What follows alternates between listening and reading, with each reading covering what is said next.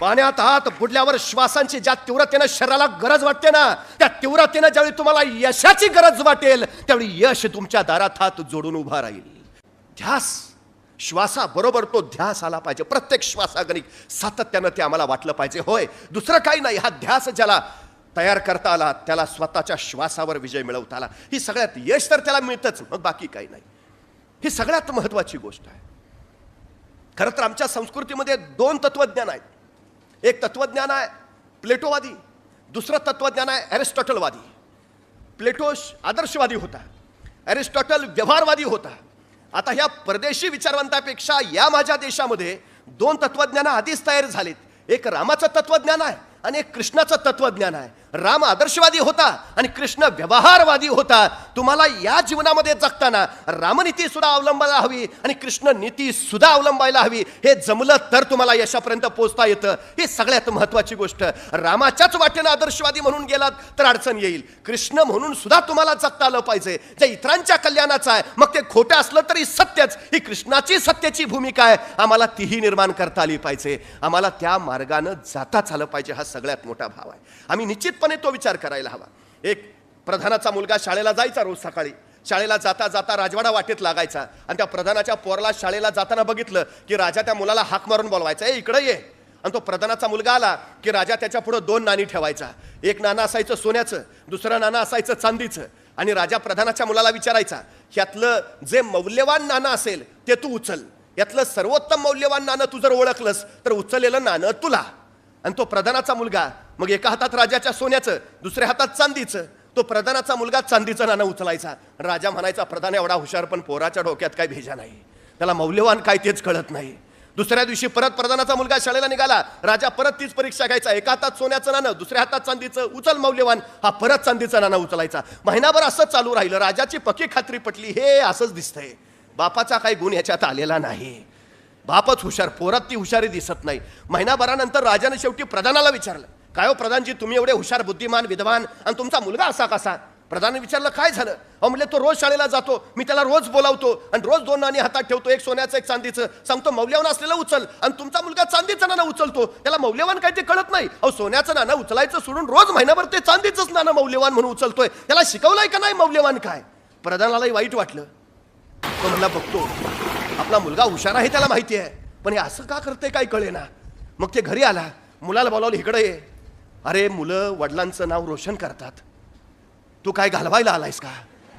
तुला एवढा शिकवून तयार केला, तुला मौल्यवान काय ते कळत नाही. अरे महिनाभर राजा तुझ्या पुढे दोन नाणी ठेवतो, एक सोन्याचं एक चांदीचं, आणि तू सोन्याचं नाणं उचलायच्या ऐवजी चांदीचं नाणं उचलतोय, तुला मौल्यवान कळत नाही.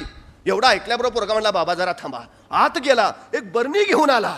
बरणीत सगळी महिन्याची साठलेली चांदीची नाणी होती. आणि तो बाबांना म्हणला, ही महिनाभरची कमाई आहे. तुम्हाला काय वाटलं, राजा मला खेळवतोय? महिनाभर मी त्याला खेळवतोय.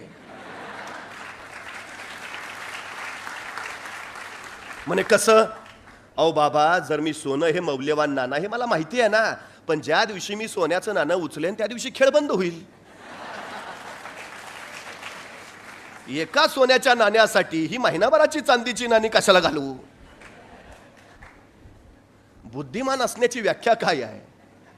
आपली बुद्धिमत्ता जे दाखवून देतात ते बुद्धिमान नव्हे. आपली बुद्धिमत्ता न दाखवता त्या बुद्धिमेचा वापर करून आपला फायदा करून घेतात ते खरे बुद्धिमान.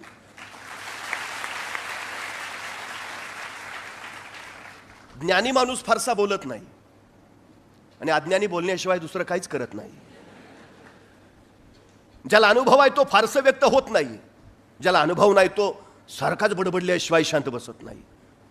ज्ञान ही सगळ्यात महत्वाची गोष्ट आहे. ती तुम्हाला अनुभव देते, ती तुम्हाला, आणि हा अनुभव तुमचा तुम्हाला घ्यायचा आहे. इतरांच्या अनुभवातून तुम्ही फारसं शिकू शकत नाही. म्हणजे देखल्याची गोडी खादल्याशी नाही असं तुकोबांनी सरळ सांगितलं. साखर बघून त्याचा अनुभव घेता येत नाही, ती चाखावीच लागते, खावीच लागते, त्यावेळी त्याची गोडी कळते. तुमच्या जीवनाचे अनुभव तुमचे तुम्हाला घ्यावे लागतील, मग ते यशाचे असतील अपयशाचे असतील. हे अनुभव जोपर्यंत तुम्हाला येत नाही तोपर्यंत तुम्हाला ज्ञान मिळत नाही. आणि अनुभवाशिवायचं ज्ञान हे काही मात्र उपयोगाचं नाही. ही सगळ्यात महत्वाची गोष्ट आहे. पुस्तकी पांडित्य तुम्हाला फार काळ पुढे नेऊ नाही शकत, त्याला अनुभवाचंच ज्ञान हवं जे तुम्हाला सातत्यानं पुढे रेटत राहील. ही सगळ्यात महत्वाची गोष्ट आहे. त्यामुळे सगळ्यात महत्वाचा विषय, बुद्धिमान कोण? जो स्वतःच्या अनुभवाने शिकतो तो बुद्धिमान आहेच, पण स्वतःचा वेळ अनुभव घेण्यासाठी वाया न घालवता इतरांच्या अनुभवावर सुद्धा जो शिकतो तो सगळ्यात जास्त बुद्धिमान. म्हणजे मी एक पुस्तक वाचतो त्यावेळी 70 वर्षाच्या वयोवृद्धानं जर ते पुस्तक लिहिलं असेल तर त्याची 70 वर्ष त्या पानावर उमटलेली असतात. ती 70 पानं मी वाचतो, याचा अर्थ मी त्याच्या 70 वर्षाच्या आयुष्याचा अनुभव घेतो. आम्हाला तो अनुभव घेता आला पाहिजे आणि त्या अनुभवातनं शिकता आलं पाहिजे. ही सगळ्यात महत्वाची गोष्ट आहे. हे शिकणं ज्याला जमलं त्याला यश मिळवून आलं, हा सगळ्यात मोठा भाव. आणि अलीकडच्या पालकांनी, शिक्षकांनी, म्हणजे आताच्या नव्या पिढीला हे सांगितलंच पाहिजे सातत्यानं की ज्ञान हीच शेवटी सर्वोत्तम शिदोरी आहे, त्याच्याशिवाय दुसरं काही नाही. म्हणजे पूर्वी ज्याच्या नावावर सातबाऱ्यावर जमीन जास्त त्याला सगळ्यात जास्त श्रीमंत म्हणायचं. ज्याच्या दावणीला गुरं जास्त तो सगळ्यात जास्त श्रीमंत. ज्याच्या अंगावर सोनं जास्त तो सगळ्यात जास्त श्रीमंत. ज्याच्या नावावर जमीन जास्त तो सगळ्यात जास्त श्रीमंत. ज्याच्या बँकेत पैसे जास्त तो सगळ्यात जास्त श्रीमंत. आता या सगळ्या व्याख्या बदलल्या आणि आता ज्याच्याकडे ज्ञान जास्त तो सगळ्यात जास्त श्रीमंत, ही नवी व्याख्या आता तयार झाली. जमिनीच्या बळावर तुम्ही ज्ञान मिळवू शकत नाही, सोन्याच्या बळावर तुम्ही ज्ञान कमावू शकत नाही, पण ज्ञानाच्या बळावर तुम्ही जमीन मिळवू शकता आणि सोनं सुद्धा कमावू शकता. त्यामुळे पहिल्यांदा काय कमावायचं आहे तर ज्ञान कमावायचं, ही भूमिका पहिल्यांदा आम्हाला लक्षात घेता आली पाहिजे. म्हणजे आमची घरं बांधली जातात, घरावर आम्ही नेम प्लेट लावतो आमच्या नावाची पाटी. त्या नावाच्या पाटीवर आमचं नाव लिहिल्यावर खाली काय लिहितो? 6 एकर बागायतदार नाही, 12 जनावरांचे मालक नाही, 1 कोटी म्युच्युअल फंड नाही. नावाखाली लिहितो काय? आमचं शिक्षण, MA MSc काय झालं असेल ते, PhD, जिल्हाधिकारी, पोलीस प्रमुख. आमच्या नावाखाली आमच्या पदव्या येतात. त्या पदव्या आमच्या नावाला व्यक्तित्व, कर्तृत्व आणि नेतृत्व देतात. कमवायचं काय ते हे आम्हाला ते करता आलं पाहिजे, आम्हाला ते मिळवता आलं पाहिजे. आणि सगळ्यात महत्त्वाची गोष्ट आहे, कशाला कमवायचं तेही माहिती असलं पाहिजे. विनाकारण एखाद्या क्षेत्रात घुसलो मग कारणाशिवाय नको ते उद्योग होत राहतात. त्यामुळे काय करायचं नेमकं त्याचाही 8 तास निश्चितपणे हवा. मिळवायचंय तर ताकदीने मिळवायचंय, कशासाठी मिळवायचंय हेही निश्चितपणे माहिती हवं. आमच्या नव्या पिढीला ते देता यायला हवं, ही सगळ्यात महत्त्वाची गोष्ट आहे. आमच्या पिढीनं ते ज्ञान पहिल्यांदा मिळवावं. काय करायचंय, कसं करायचंय, करून मिळवल्यावर काय करायचंय तेही माहिती असलं पाहिजे. तुमची तीव्रता जेवढी जास्त ना मिळवण्याची तेवढं तुम्हाला यश जवळ असतं. तुमची तीव्रता जेवढी कमी तेवढं यश तुमच्यापासून लांब लांब जात राहतं. हा सगळ्यात मोठा वस्तुपाठ आहे, सगळ्यात मोठा. मी नेहमी एक गोष्ट सांगतो, इथं बुलढाणा जिल्ह्यात मेहकर नावाचं तालुका आहे. त्या तालुक्यात लता भगवान करे नावाची एक माऊली आहे. साधारण 65 वर्ष वय आहे तिचं. 3 मुली होत्या. 70चा नवरा, गरिबीशी संसार करत सगळं व्यवस्थित चाललं होतं. तिने मुलींची लग्न करून दिली. आयुष्यभर जेवढं काय कमावलेलं, साठवलेलं ते सगळं मुलींच्या लग्नात घातलं. आता दोघं नवरा बायको दुसऱ्याच्या शेतात रोजानी जायचंय. जो काही रोजगार हातावर पडायचा त्याच्यातनं आपली सुखाची मीठ भाकरी खायचे. आनंदात चाललं होतं अगदी सगळं. पण अचानक नवऱ्याची तब्येत बिघडली. बायकोला काय करावं कळेना. तिथल्या सरकारी दवाखान्यात घेऊन गेली. सरकारी दवाखान्यात डॉक्टरनी सांगितलं मोठ्या डॉक्टराकडे न्यावं लागेल. काय करावं सुचेना. 4 जणांकडनं, शेजाऱ्या पाजारांकडनं पैसे गोळा केले. नवऱ्याला सोबत घेतला आणि बुलढाण्याला गेली. तिथं नवऱ्याला दवाखान्यात दाखवलं.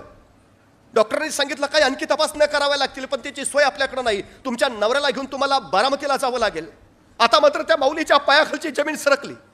अरे आता इथपर्यंत यायला 4 जणांकडनं पैसे घेऊन आलो, आता बारामतीला जायचं कसं? तिथं आणि पैसे लागतील, ते आणावे कुठून? करावं तरी काय? अरे पोटाची खळगी कशी बशी भरतो आपण? जगावं तरी कसं?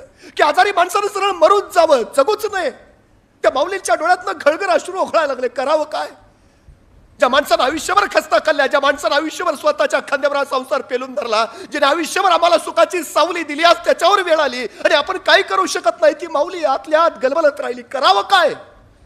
शेवटी परत आली. आणखी 4 जणांपुढे शब्द टाकला. मिळतील जुळतील तेवढे पैसे गोळा केले. नवऱ्याला सोबत घेतला आणि बारामतीला पोहोचली. डॉक्टरांच्या आपल्या नवऱ्याला दाखवलं. डॉक्टरांनी तपासणी केलं आणि सांगितलं एक महत्वाची तपासणी करावी लागेल. आता मात्र तिचा धीर कचला. तपासणं तरी किती करता तपासण्या? तिने डॉक्टरला विचारलं, डॉक्टर ठीक पण खर्च किती येईल? आणि डॉक्टरांनी जो खर्चाचा आकडा सांगितला तिच्या डोळ्यापुढे दिवसा अंधारे आल्या. अरे कसं करावं तरी कसं? कुठून आणावे पैसे? न्यावं सरळ नवऱ्याला मर म्हणून सांगावं? करावं काय? आतल्या आत ढसढसत राहिली, बाहेर आली, त्या बाकड्यावर बसली, पदरानं डोळे टिपत राहिली. कसं करावं, काय काय सांगू नवऱ्याला? जावं माघारी सरळ परत, मरू द्यावं नवऱ्याला असंच. आतल्या आत हमसत राहिली. थोडा वेळ झाला, डोळे पाणावलेले कोरडे झाले आणि त्याच बाकड्यावर पडलेला पेपर तिला दिसला. तो पेपर तिनं वाचला. मोठ्या ठळक अक्षरात छापलेली बातमी तिच्या नजरेत भरली आणि ती चमकली. बातमी होती बारामती मॅरेथॉनची आणि मॅरेथॉन मध्ये जिंकणाऱ्या स्पर्धकाच्या बक्षिसाची. त्या बक्षिसाच्या आकड्यावर तिची नजर फिरवली आणि तिच्या डोक्यात झणकन कल्पना आली, ही बक्षीस जर मी जिंकलं तर माझ्या नवऱ्याची तपासणी होऊन उपचार होईल. बस 65 वर्षाची माऊली तिने निर्णय घेतला नवऱ्याचा जीव वाचवण्यासाठी या बारामती मॅरेथॉन मध्ये भाग घ्यायचा. आणि ती 65 वर्षाची माऊली त्या मॅरेथॉनच्या तिथं पोहोचली. सगळे स्पोर्ट्सचे शूज घालून आलेले, टी शर्ट घातलेले, रोज धावण्याचा सराव करणारे मॅरेथॉन स्पर्धेला. आणि त्यात ही आली होती 65 वर्षाची लता भगवानकरे, नऊवारी नेसलेली, कासोटा घातलेली, अनवाणी पायाची. संयोजकांना सांगते मला स्पर्धेत भाग घ्यायचा आहे, मला पळू द्या. चकित होऊन सगळे बघायला लागले. ती सांगायला लागली माझा नवरा दवाखान्यात आहे, त्याला वाचवायचं असेल तर पळण्याशिवाय पर्याय नाही, मला कृपा करून पळू द्या. संयोजकांनी तिला भाग घेऊ दिला आणि 65 वर्षाची माऊली त्या स्पर्धेला तयार झाली.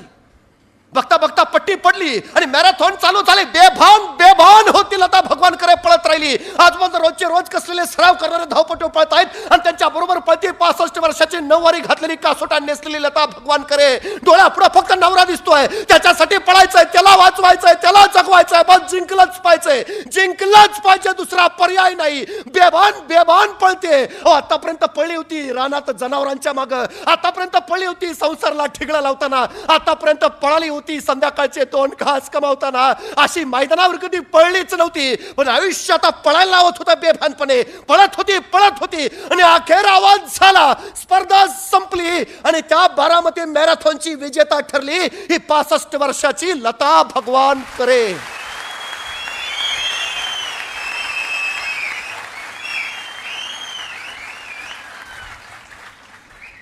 वय वर्ष 65, नऊवारी नेसलेली, कासोटा घातलेली, अनवाणी पायाची. तिच्या यशाचं कारण काय? इतर कसलेल्या धावपटूंसारखी ती वर्षभर मैदानावर सराव तर अजिबात करत नव्हती. त्या मैदानावरचे खडे टोचून आहेत म्हणून तिच्या पायात स्पोर्ट शूज सुद्धा नव्हता. साडीचा कासोटा पायात अडकून आपण पडू की काय अशी भीती सुद्धा तिला वाटली नाही. रोजच्या रोज कसलेले सराव करणाऱ्या धावपटूंच्या तुलनेत आपण टिकू शकू का हा प्रश्नही तिच्या मनात आला नाही. आपण आधी कसेच पळलो नव्हतो हेही तिला पळताना आठवलं नाही. तिला फक्त आठवत होता नवरा, तिला फक्त आठवत होता त्याचा आजार आणि तिला फक्त आठवत होता माझा नवरा जगवायचा आहे एवढाच विचार. बस जिंकण्याची तिची तीव्रता एवढी प्रचंड होती ना, ती तीव्रताच तिला यश देऊन गेली. तुमची जिंकण्याची तीव्रता किती आहे याच्यावर तुमचं यश अवलंबून आहे. किती तीव्रतेने वाटतं तुम्हाला? पाण्यात हात बुडल्यावर श्वासांची ज्या तीव्रतेने शरीराला गरज वाटते ना, त्या तीव्रतेने ज्यावेळी तुम्हाला यशाची गरज वाटेल त्यावेळी यश तुमच्या दारात हात जोडून उभा राहील. तेव्हा तोपर्यंत नाही. ही गरज फार महत्वाची आहे, ही तीव्रता फार. हे झपाटलेपण असतं, अफाट झपाटलेपण. त्या झपाटलेपणात यश मिळतं. तुमच्यात क्षमता नाहीत असं नाही, तुमच्यात कौशल नाही तर काय होतं त्या लता भगवानकरेमध्ये? आमची पोरं कारणं सांगतात, नाही जरा तो पुण्यात क्लास लावला असता तर झाला असतं. अहो ज्याच्याकडे खायचीच अवस्था नाही त्यांनी कुठून क्लास लावायचे? आमच्या दर्जी सरांसारखे काही सगळ्यांना सांभाळून जवळ करून गरीब पोरांना मार्गदर्शन करून पुढे नेणारे आहेत. पोचला तर पाहिजे तुम्ही त्यांच्यापर्यंत. ज्याला ती तीव्रता आहे ना त्याला सगळेच मदत करतात. पूर्वी आमच्याकडे सांगितलं जायचं, पूर्ण श्रद्धेनं जर तुम्ही एखादी इच्छा व्यक्त केली तर परमेश्वरच ती पूर्ण करण्यासाठी धावतो, तुम्हाला काही करावंच लागत नाही. त्या तीव्रतेनं सांगा, हो मला व्हायचं आहे, तुम्ही काहीच करायचं नाही, ती नियतीच तुमचं सगळं काम करून जाते. पण ती तीव्रता तरी दिसली पाहिजे. ही तीव्रता फार महत्वाची आहे, अफाट गरजेची आहे. ती पूर्ण झपाटले, पण कष्टाशिवाय काहीच नाही मिळत. यशाला शॉर्टकट नाही. आणि परत यश मिळावं म्हणून रिव्हर्स गिअर सुद्धा टाकता येत नाही. सुरुवात केली की केली, बस पोहोचलाच पाहिजे. हा येतील खरे वाटेत, पण खडे टोचतायत म्हणून वाट बदलू नका, माघारी तर अजिबात फिरू नका. थोडेसे नम्र व्हा, झुका वाका, टोचणारे खडे उचला, बाजूला फेका आणि पुढे चालत राहा. चालता चालता एखादा दगड आडवा येईल, आता दगड आडवा आला म्हणून सुद्धा वाट बदलू नका, माघारी तर अजिबात फिरू नका. सरळ त्या दगडावर उभा राहा, स्वतःची उंची वाढवून घ्या आणि पुढे चालत राहा. चालता चालता पुढे एखादा महाकाय डोंगर आडवा येईल, आता डोंगर आडवा आला म्हणून माघारी फिरू नका, पळून तर अजिबात जाऊ नका. त्या डोंगराला धडका मारायचाही विचार करू नका. थोडे शांत राहा, त्या डोंगराचा नीट अभ्यास करा, निरीक्षण करा आणि सरळ त्या डोंगराला वळसा घालून पुढे निघून जा. यश पुढे वाट पाहतंय तुमची.